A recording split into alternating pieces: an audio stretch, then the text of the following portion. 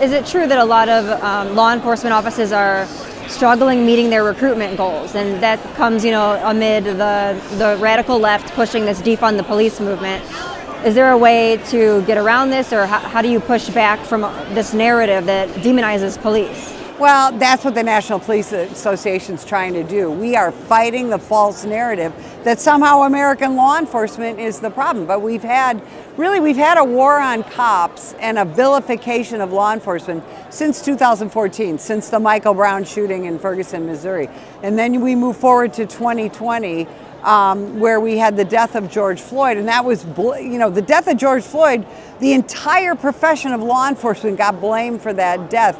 And we were vilified and demonized, and we were attacked.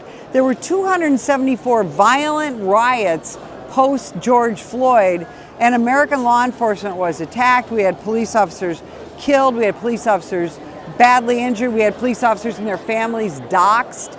And so what we are trying to do is fight that false narrative. But because of that false narrative, American law enforcement is leaving at a record pace. The NYPD, for example, is going to be about 4,000 police officers short by early 2023. That's a huge crisis. Right now we're in Phoenix PD, and there are some beats in Phoenix that are 35 square miles where 3 police officers are covering that entire area.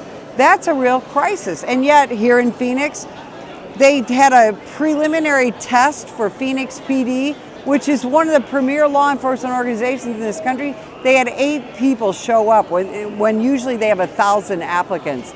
So throughout this country, Seattle, Portland, New York, Chicago, LA, Austin, Texas, here in Phoenix, Tucson PD, we are hundreds of law enforcement officers short, and we can't get young people interested in this profession because of the vilification of the profession in the media, by activists, and in our schools and universities.